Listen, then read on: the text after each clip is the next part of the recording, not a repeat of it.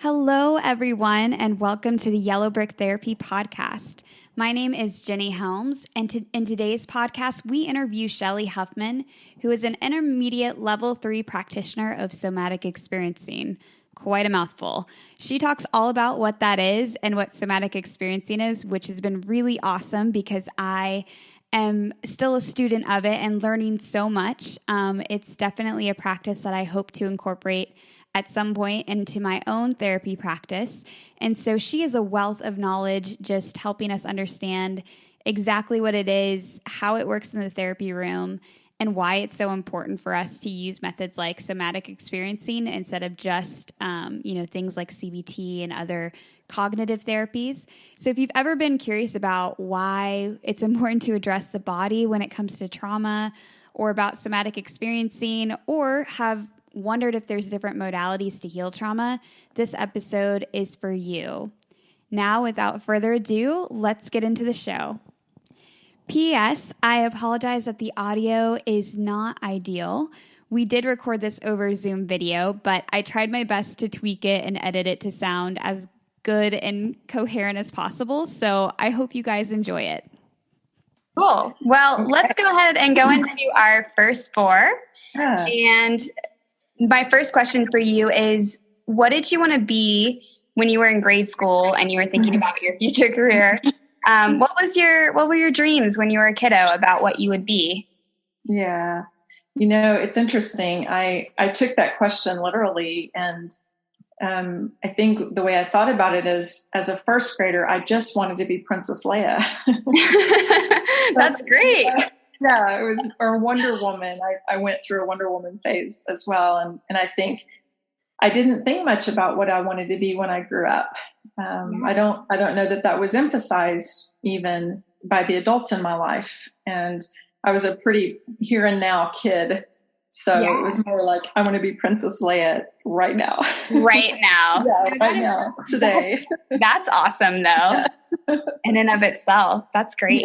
Yeah. And tell me more about one of your learning moments in therapy, or a time, where at the moment it may have been like a really not so great moment for you, but it taught you something about your work. Yeah.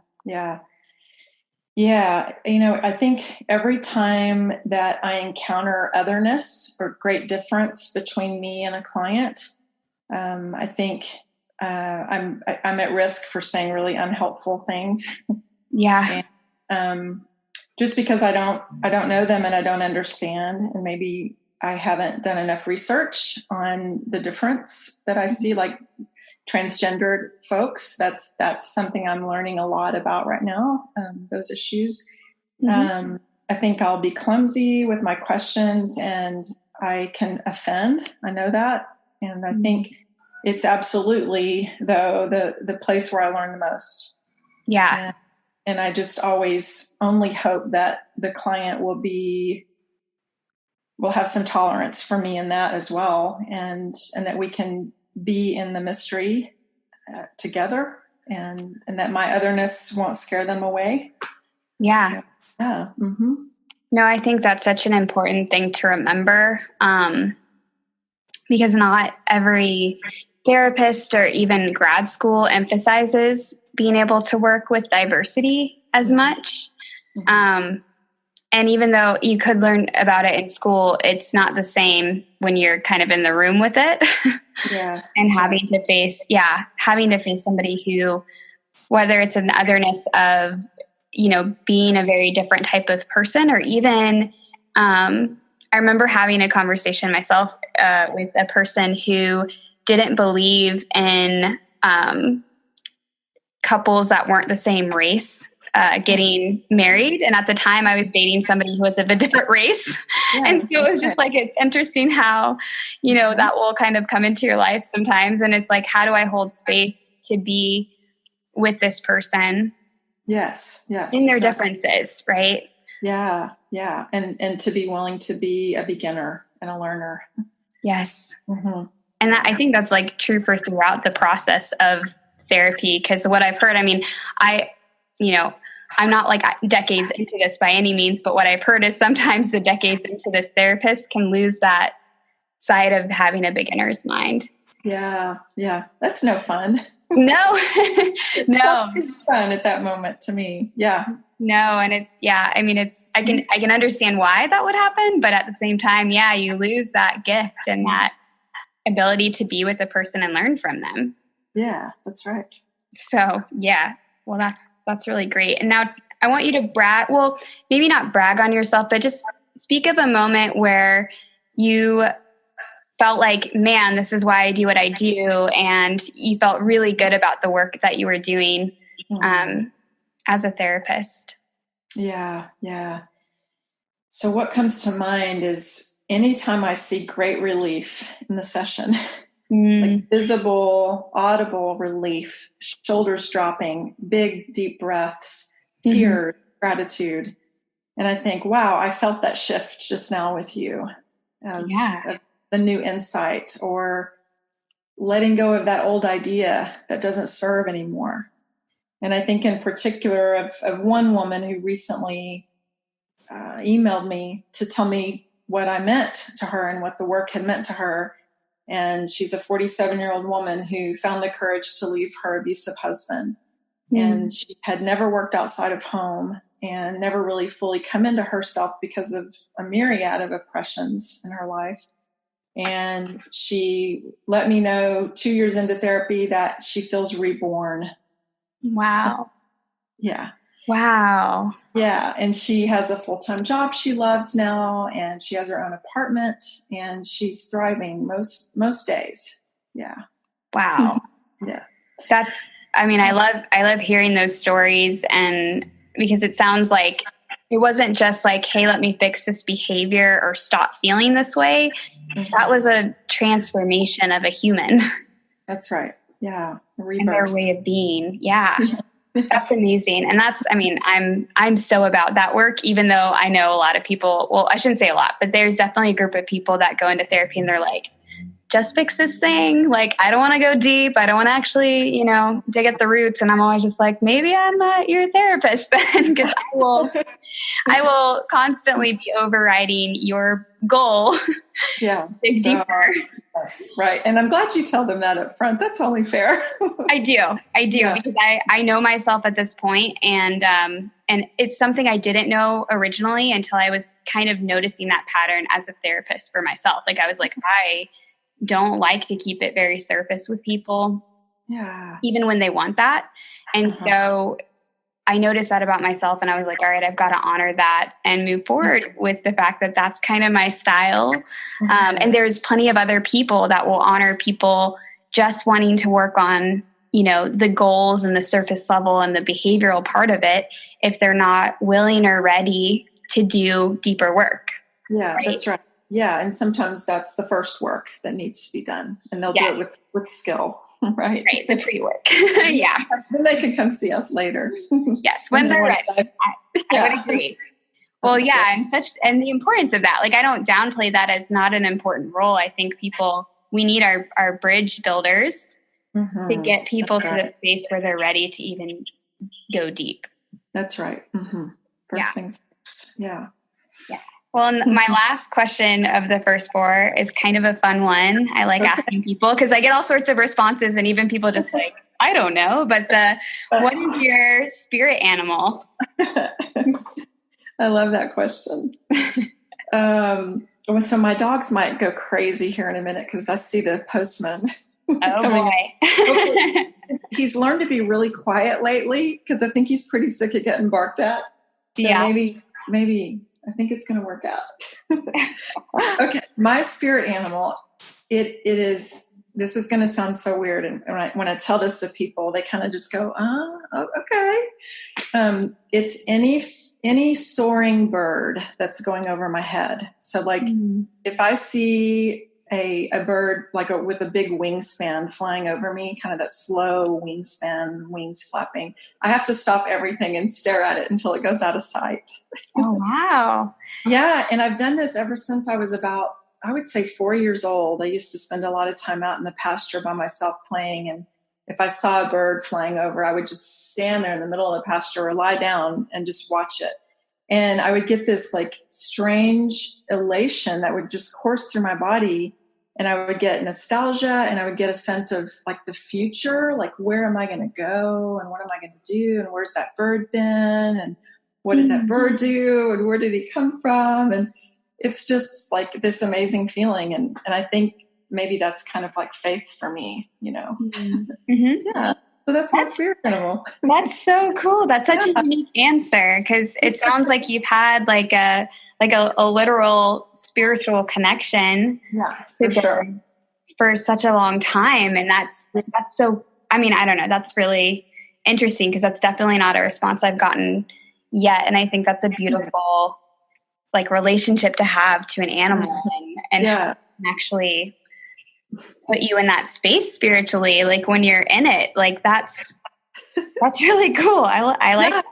And it can even be a buzzard. I mean, a buzzard has a beautiful wingspan and flight, and it cracks me up because I'm like, okay, that's a buzzard. That is a buzzard over there. Yeah, that's awesome. Kill. Usually. Yeah. And I'm also thinking one of my dear friends, she hates pigeons. So like, it's kind of silly, but yeah, she's not a pigeon person. So that would not be her spirit animal. That wouldn't work. No. But that's great. I love that question, Jenny. Yeah. Thank you. I wanted to mix it up with something a little bit more, I don't know, I guess, what am I trying to look for? Metaphorical in a way that would just kind of bring people into a different space. I think sometimes with podcasts, we can get so caught up in asking them like logistical questions that I like to be able to give people a chance to be more creative and think in a visual way, because I'm also I'm a visual thinker in certain ways. And I like metaphor. I like being able to see things in my brain. And so, I don't know. So I was probably biased to that question from that perspective as well. So. Well, it made it a lot more fun. Yeah. Well, thank you. Yeah. Thanks. Mm-hmm. Well, let's go ahead and get into the meat of it, because you're now an intermediate level 3 somatic experiencing practitioner, right? Is that the way you would say it, or do you say it differently? Yeah. Almost. I have completed advanced 1. There are 2 levels of advanced. So I completed advanced 1 a month ago, and then I'll be doing advanced 2 in October. And then I'll have my SEP designation certification. Yeah. Okay. So there's 2 levels of it. Am I getting that correctly? Okay. Yeah. And 2 levels of advanced. Yeah. Okay. So, yeah. And I might fudge that up a little bit just because I'm still learning, and me too. Yeah. And that's so like, just to start in the meat of things and the wisdom you have around that, what drew you into even learning about somatic experiencing? Yeah. I was afraid to work with trauma, and in myself as well as my clients. And I would often refer out, if a case just felt like too much. And then I had discovered a community of healers on Bainbridge Island, where I lived for 5 years, who were practicing processing trauma through the body. Mm-hmm. And I went to several events there and had some really life-transforming experiences of healing. And so I began to seek out colleagues in my field who would understand this. And I met 2 women on the island who were practicing something called somatic transformation, which is a closely related modality to somatic experiencing. And the work they were doing with their clients was just profound. It involved the body, it involved the nervous system, elements of nature, family lineage, and spirituality. There was such a wholeness to it that the results were undeniable too in their work, what I was hearing from them. Yeah. Wow. So I began to look into doing the coursework and saving money for it, and planning the times to get away to do the trainings. Yeah. Yeah, and I don't think people always know how much work, how much financial investment and time investment is put into that. And so, I'm just like hearing you kind of tell that story. I'm like, that's kind of, I'm in that journey even in my own practice, where I want to delve deeper and learn more about those, modalities, but I've decided it won't be this year, but it will be next year. And I want to give you credit for all of that, like the pre-planning period too. Like, you didn't just go into this, go do a weekend thing, and have the certification. You dedicated a lot of time and forethought and financial investment. And so, Yeah, I just want to give you credit for that. Thank you, Jenny. Yeah, it is that, and it is worth every penny. Yeah. Also, because now I find myself, I mean, not being excited about trauma, obviously, because it's always costly to be in the face of trauma, but to certainly feel like I have something to offer, and that when somebody calls me about trauma, then I've got a survivor on the line, and that is exciting. So that is. Yeah. Mm-hmm. Well, and knowing that like you can heal that, you can now do that work and heal, right? Mm-hmm. So it is probably exciting to be like, where before you may have been more nervous about it. It sounds like you moved into a space where now you're like, I can help this person. And I know that it's likely tricky for them to find somebody who can help. Mm-hmm. Yeah. Yeah. And that I actually would have the skills. Yeah. And not be overwhelmed. Yes. It's tremendous. Yeah. Well, that's great. We need people who are excited about trauma. Right? Exactly. The oddballs. So, yeah, no, that's great. Yeah. And tell me more about how somatic experiencing, because I know there's a lot of different modalities to treat trauma. Mm-hmm. So tell me more about how somatic experiencing conceptualizes or defines trauma. Yeah. It defines it as really anything emotional or physical that happens to us that is too big or too much for the body to contain in the moment. And so our bodies aren't able to shake it off. We're not able to move on.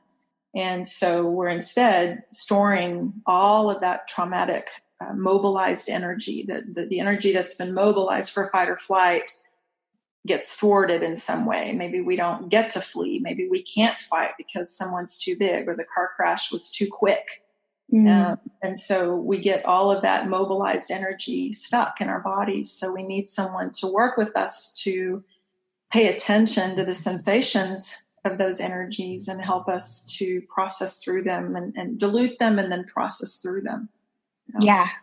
Mm-hmm. No, and I love that you're giving like a definition of it, because I think a lot of people don't always know how to connect what trauma is and like how that shows up and the importance of the stuckness it can have within our bodies. Yes.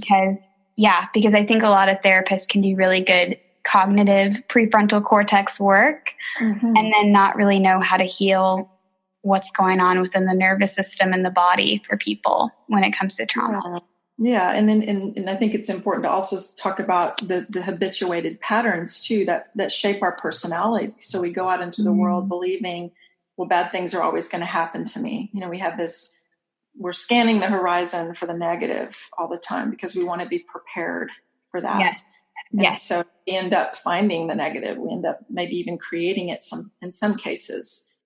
So I think it's important to also note that there's a distinction between shock trauma, which would be like a car accident, and then developmental trauma too. And SE makes those distinctions. So the developmental trauma would be more like, growing up with an alcoholic mother and the way that shapes the personality of a child, and to take note of those as little traumas that accumulate over time. Mm-hmm. Yes. No, I'm so glad you're bringing that up, because I think a lot of people think, oh, well, that happened in childhood and that doesn't really impact me now. And then we kind of see it as therapists in the ways that they are interacting within their environment and their relationships. Sometimes as that, like you said, like that belief that the world may be against them, or the learned helplessness, or even like I see a lot just because of my clientele base, and I'm sure you see a lot of this too. It's the people pleasers. It's the, feeling I need to make sure everybody in my environment is okay, because there's something inside of me that just drives that anxiety and that need to do that. Yes, I'm one of them. Yeah, well, I'm a recovering perfectionist and pleaser over here in the building. Yeah, let's just high five on that one. I'm right there with you.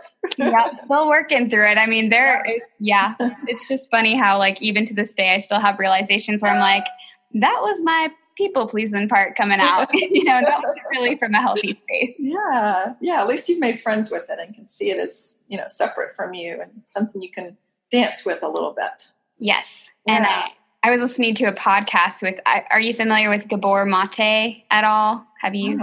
Okay, he's Okay, if you haven't checked him out, he's cool. Okay. He's awesome. Okay. And he works a lot with trauma, but he calls these parts of us bad friends. Like at one point they did something that was helpful for us, and then over time they don't learn. Or no, it wasn't bad friends. It's dumb friends. That's what he calls it, dumb friends.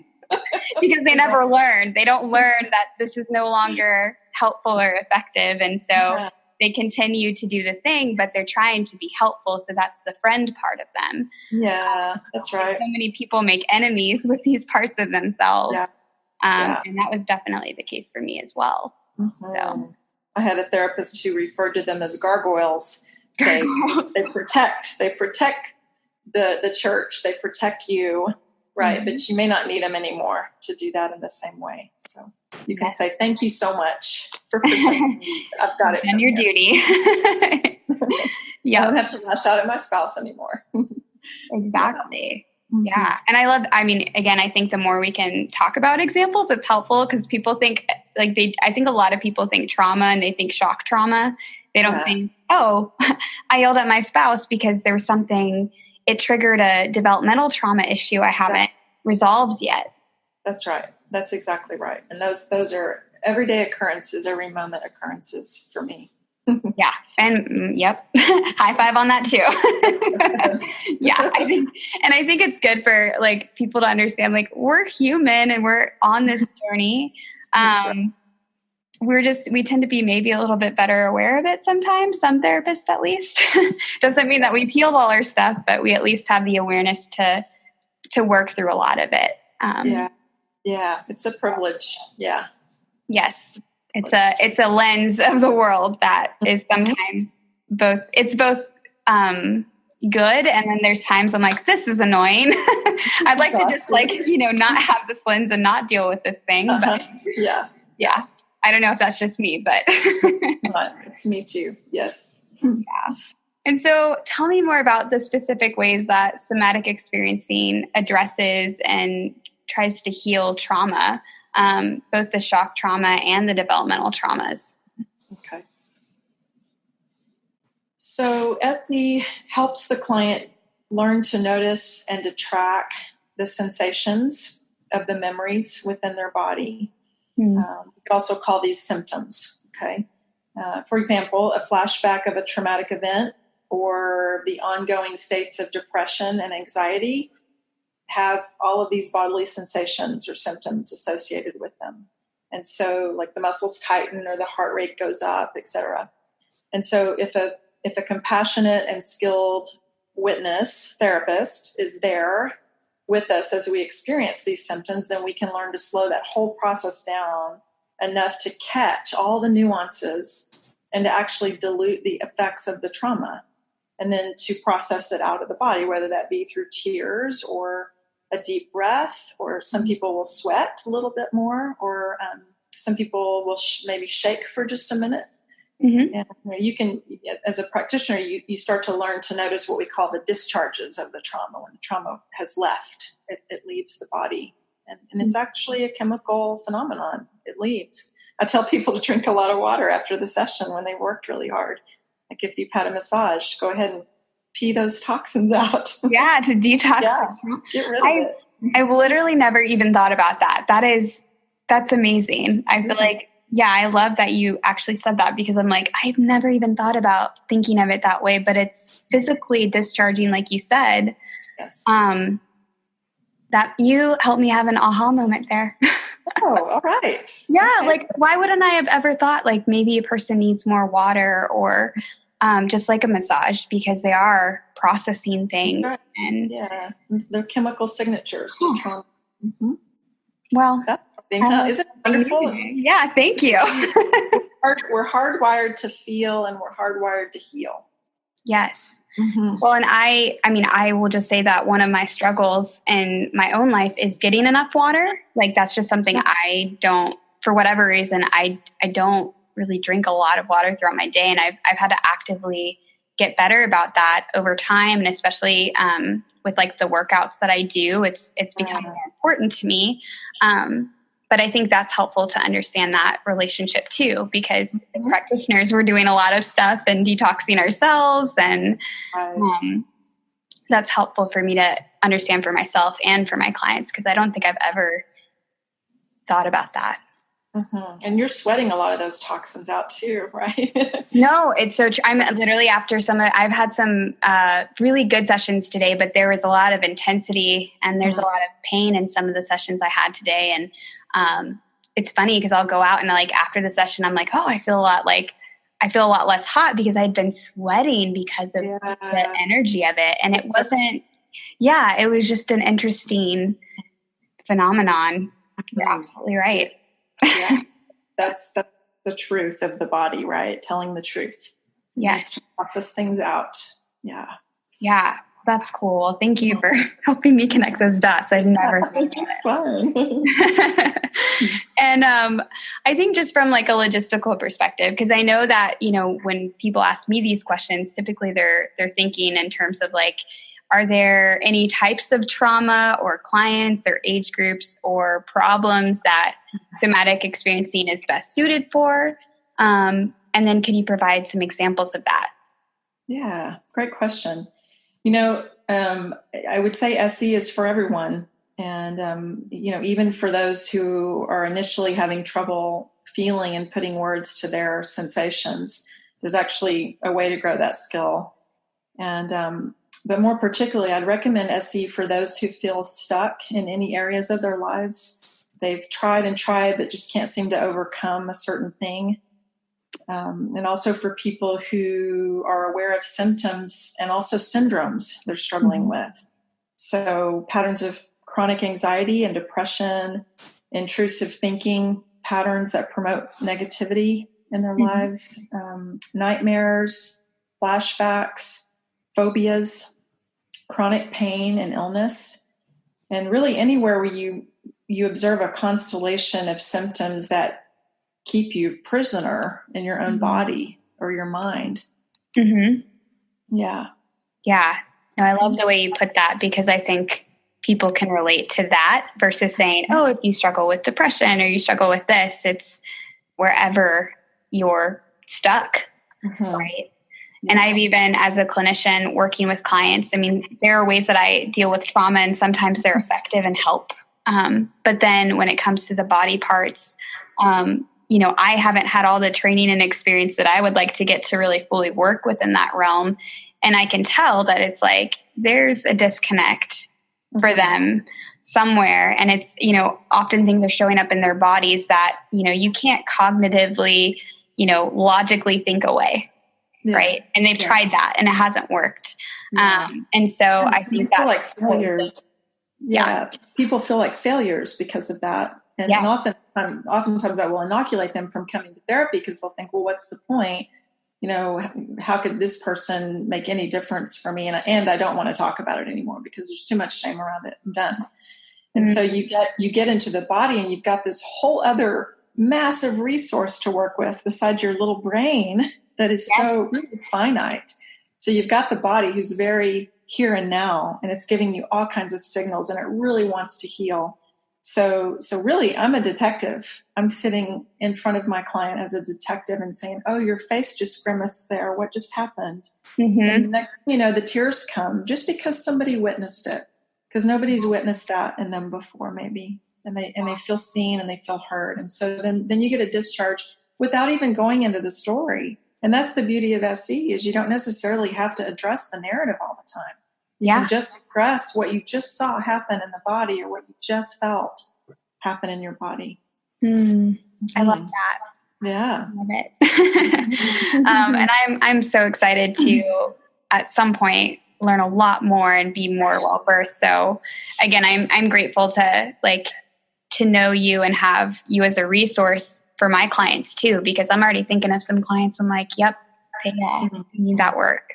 So Thank you. I'm so excited too. I look forward to meeting all these new people and having colleagues. Yeah, it's going to be so good for me.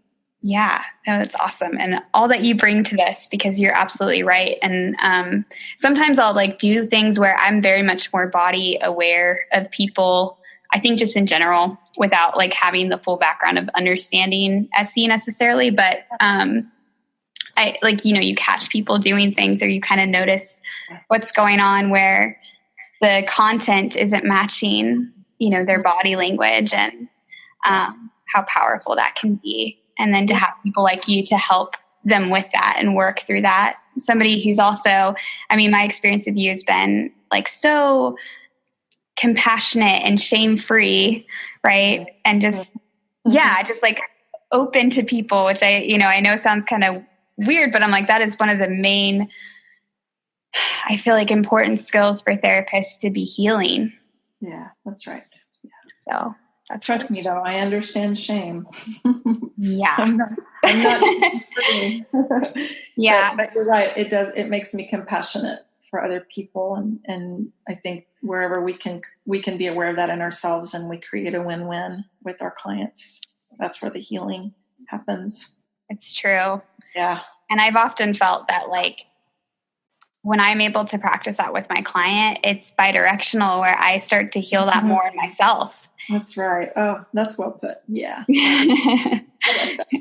it's so true. I'm like, I should pay you for right. getting from experiencing this moment with you.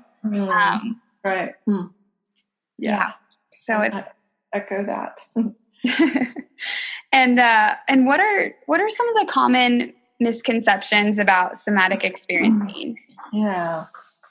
If you've heard any, or if there are anything people come into it thinking it is and it's not, or that sort of thing. I would say that I've had some people think that it's simply a method for relaxation, or it's a meditative practice or for awareness, and it is those things, but it's actually a very active process that increases our awareness of our body, but then also of our environment. So you've got this real increase in awareness of what's happening on the inside, and then also learning to fully orient to your environment around you and to attune to others who are relating with you, and to start to read cues a lot better, and thereby causing the nervous system to calm down, because you're getting this full body experience of, okay, I know where I am in time and space, and I don't see any danger. I don't really see anything new. I recognize all this. I'm okay. Then the nervous system calms down. So that's one of the first things I do with people is we do a lot of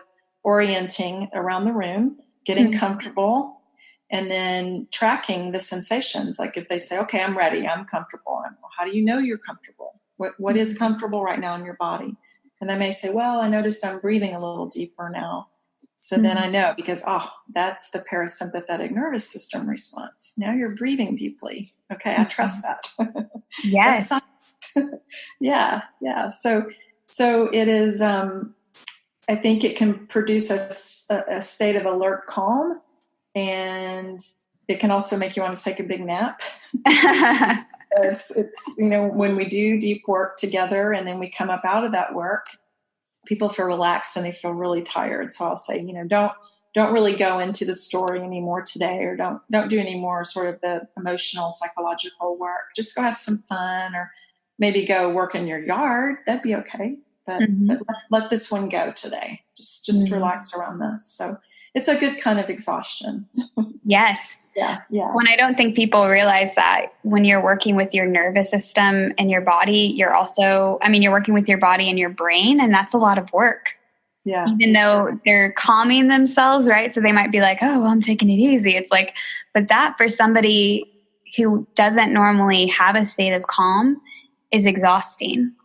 That's right. That's a really good point. Yeah.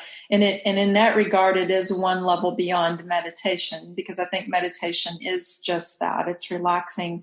But when you're being activated, because you're talking a little bit about what happened to you, a little bit about the trauma, and so therefore your nervous system is activating just a little bit, and then you're deactivating, activating again a little bit more, deactivating.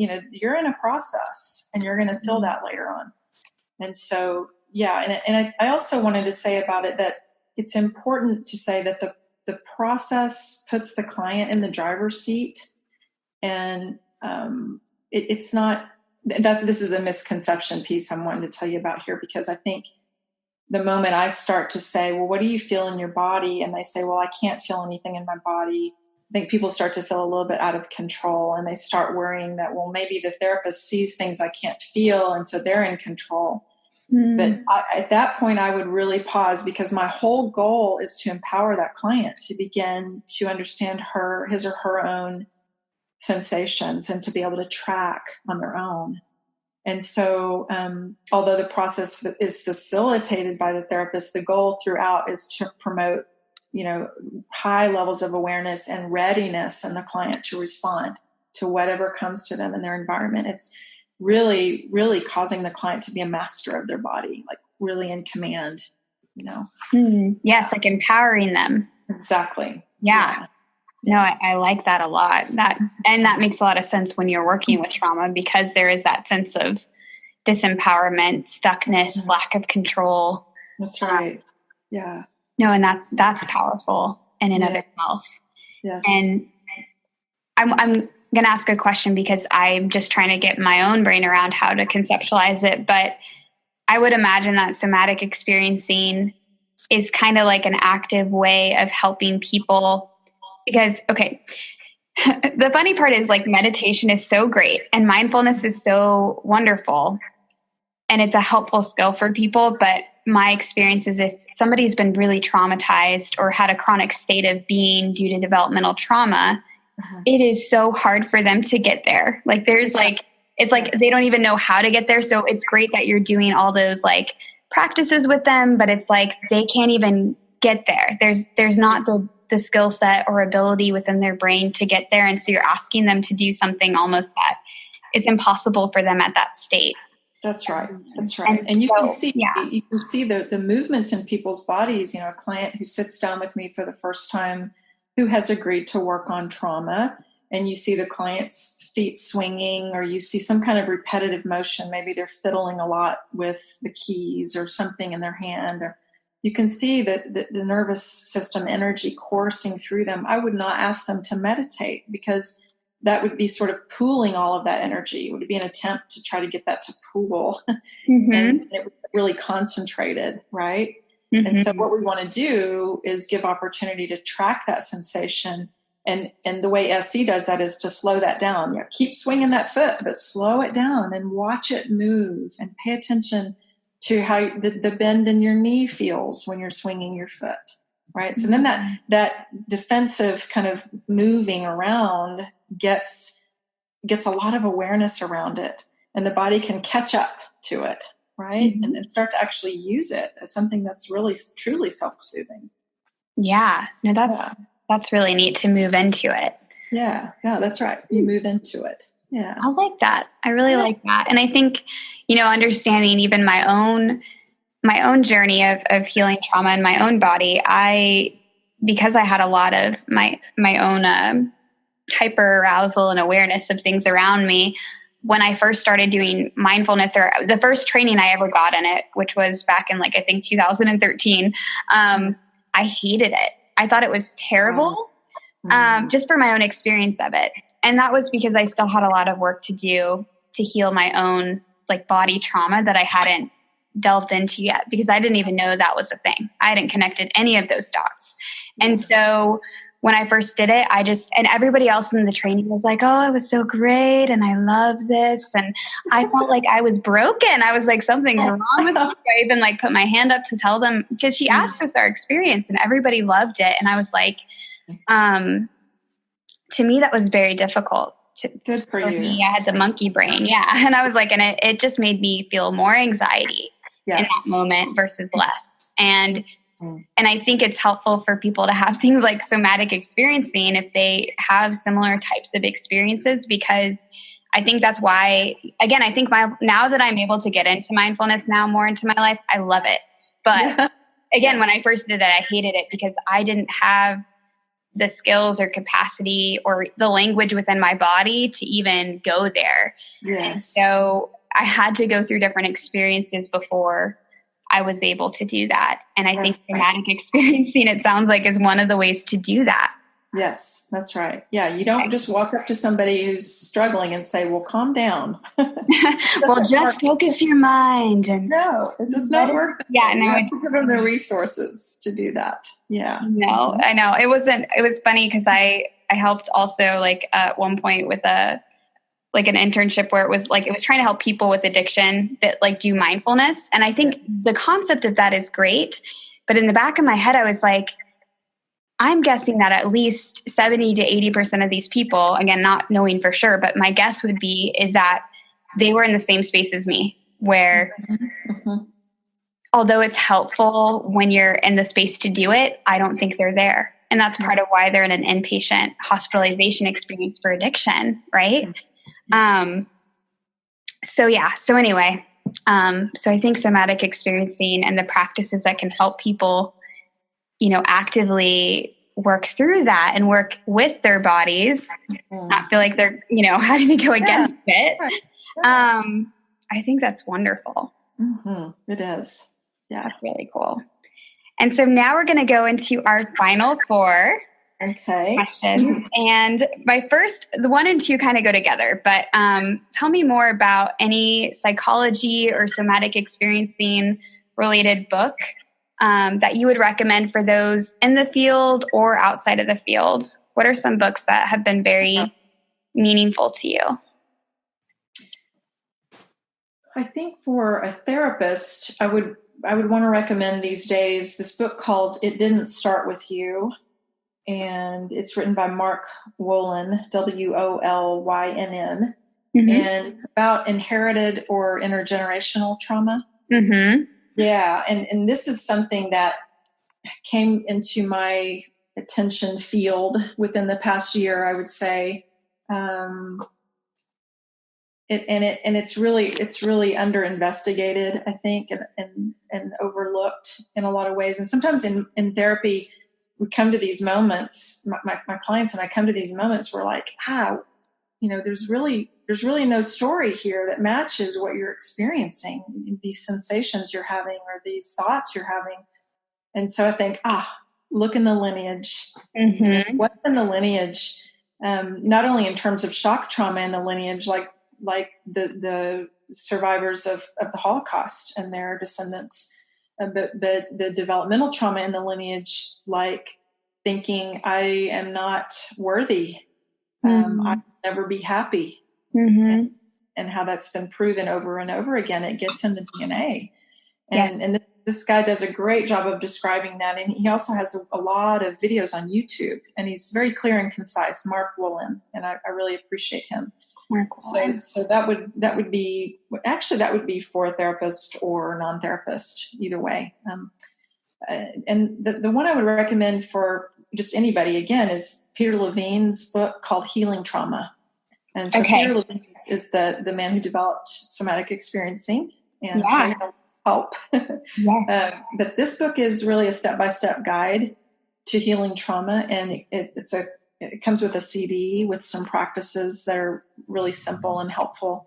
And he also tells his own story of healing from a shock trauma. And I appreciate that a lot. And you get a sense for his personal passion around this. So Healing Trauma by Peter Levine. Yes. Yeah. That's awesome. I love both of those recommendations. And the MFT in me is like, thank you for shouting out to intergenerational trauma, because that gets talked about a lot. But I was very lucky enough to be in a program that extra emphasized it. We had a whole course on it. That's all we talked about was intergenerational. Well, it wasn't just like trauma, but intergenerationality in general and your genogram. And then we had a really good instructor, Dr. Aspen, shout out. He helped connect the dots for intergenerational trauma and the passing down of things. And I've actually, so I've listened to, I forgot that his name was Mark Wolynn, but I listened to that book on audio tape or audio tape. It was like an Audible app or something, but I listened to that book before, and it's really good. So glad you're familiar with it. We can talk about it more. I'm glad you recommended that. Yeah. Good stuff. And so tell me about a favorite quote or words that have resonated for you, whether now or in the past, just something that's been meaningful for you. Yeah.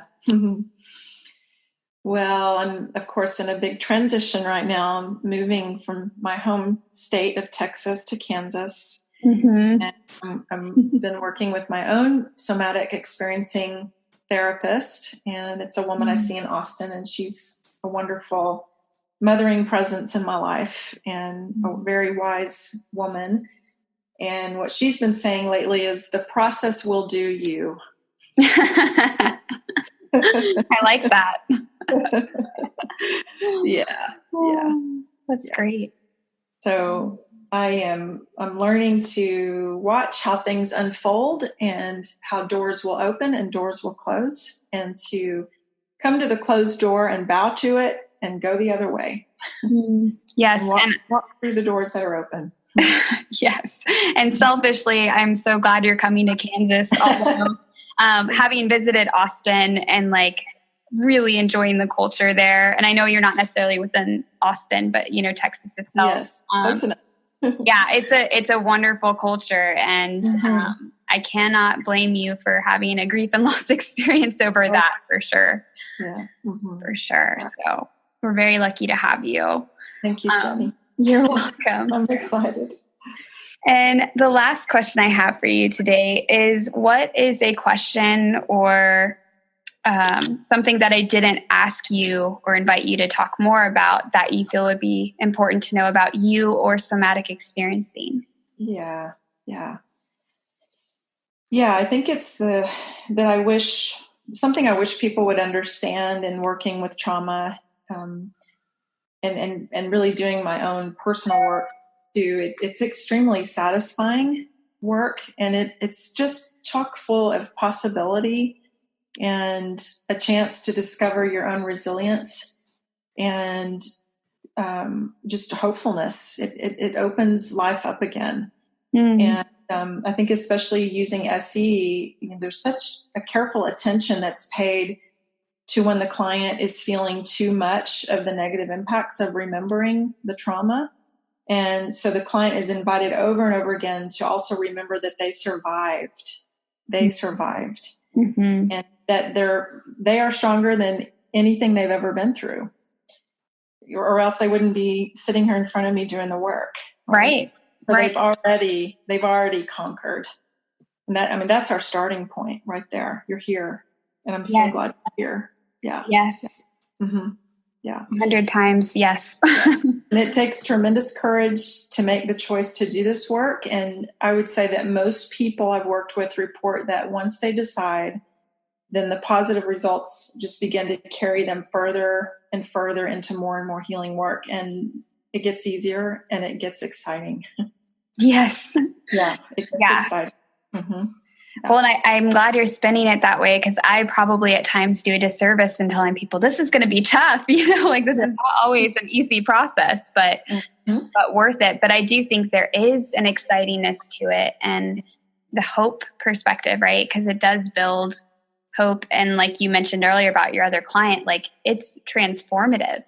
Yeah. Right. And I'm sure that client, if you'd asked them before they came to see you, if they thought they would be in that transformed place, or if they could see that, they probably wouldn't have said, okay, yeah, I'm going to totally be there. Right. Like it's like a hard thing for people to see until they're there and they're like, holy cow, like I didn't realize there was a different way of being. Yeah. Yeah. And I know, from my own personal experience too, that's been my truth as well, that through the things I've healed through before I went through them, I didn't know that there could be a better way of being. Yeah. And it's challenging to communicate that, and the timing on when to communicate that is also a challenge. Yeah. Because it can be almost sickening to someone who can't see that yet. That's true, right? That's like, I tell people at times, like, I'm not going to tell you to see the silver lining while you're in the midst of the pain of it, because you're going to want to punch me in the face. You know what I mean? Like, not the moment to be like, well, what do you think you're learning from this? You know what I mean? Like, are you kidding? I'm bleeding right now. Like, we're not going to talk about what I'm learning from this, or the silver lining of it. So. Yeah, we take it a little piece at a time, just a little, and so that, small doses of the anguish are experienced, and then small doses of the relief are experienced. And it's not until the body fully experiences the relief that we move into the next piece that's challenging. We wait for that. We wait for the nervous system to settle back down again and feel safe. And then we head back in again, and only with permission too, right? Mm-hmm. So somebody may do one tiny piece of work, and I say, would it be okay to do a little bit more today? And they may say, oh, I don't know. I have a meeting after this, or I'm hungry. Ooh, no way. I'm out. That's enough, right? Even if someone's hungry, that's enough. We don't need to do any more today. Yep. Yeah. No, that's great. I don't think people realize that. Some people come in kind of like in our culture. I think this is an issue, but they want to make all that progress so soon and so quick that they're like, all right, let's go. I'm like, you gotta, it's a process, and you have to recover and then come back to it, and recover and then come back to it. One of my supervisors and I were talking about how robots can't do therapy. We were having that conversation. And that was part of our point was, I think a robot would just be a little too blunt. And even though they might be accurate, they wouldn't know how to do that whole wavering of going in and out of working on stuff. Totally unattuned. The totally unattuned robot. They would go too direct, too soon, too quick. And so, so we have some good job security in the age of robots. So that's a thing. That's a thing. Yeah, good point. Yeah. Mm-hmm. Well, thank you so much for letting us, or letting me kind of pick your brain and learn from you today. I really appreciate that. And I'm excited to continue to learn from you in the future as well. So. Cool. It's mutual, Jenny. I look forward to that. Yeah. And thank you so much for your thoughtful questions and making it fun. It was really good today. Awesome. And maybe I'll pick your brain again in the future via podcast down the line when I have some other questions that arise. So yeah, sounds good. Sounds awesome. good. Until next time. Okay, Jenny. All right. Talk to you later. Thank you for tuning in to our podcast. I really enjoyed talking with Shelly Huffman. I hope you guys enjoyed listening to our conversation. And I just wanted to let you guys know that if you wanted to connect with Soma Recovery or find any resources for therapy, or if you wanted to connect with us so we could get to know you better, you can find us online on Facebook at facebook.com/Soma Recovery or at somawichita.com. And we'd love to connect with you. I hope you guys have an awesome rest of your day, and I look forward to sharing with you next time. Take care.